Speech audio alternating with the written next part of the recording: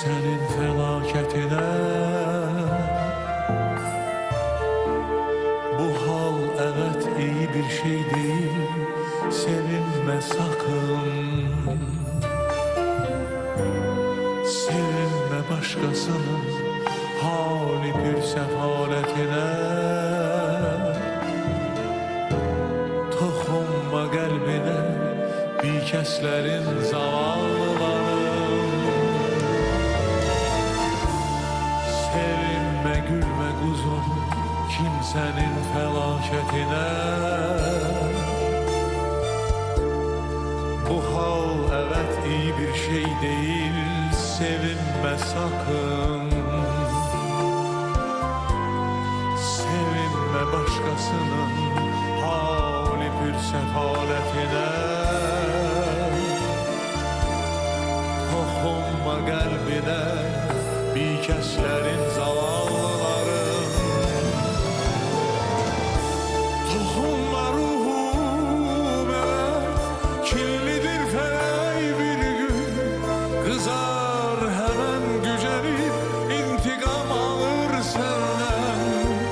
Bugün gülen yarın ağlar, sakın öyünme düşün, düşün. Toxunma ruhum, evet kirlidir fələk bir gün. Kızar hemen gücenip intikam alır senden. Bugün gülen yarın ağlar, sakın öyünme düşün, düşün. Düşende munis ol.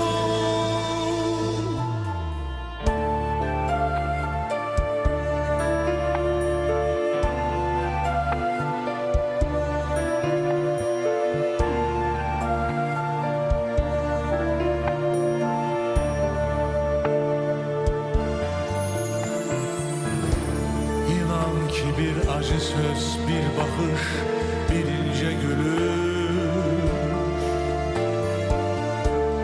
Kederli sıtmalı bir kalbi tırmalar, yaralar.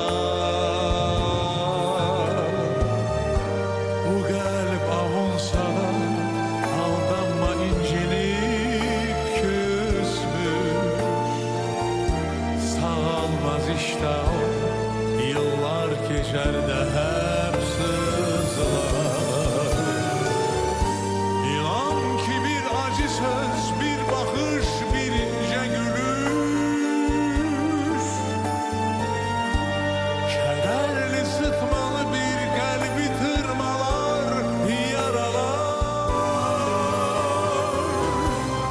Bu kalp avunsa da aldanma, incinip küsmüş. Sağalmaz işte o, yıllar geçer de hep sızlar. Bu kalp avunsa da aldanma, incinip küsmüş.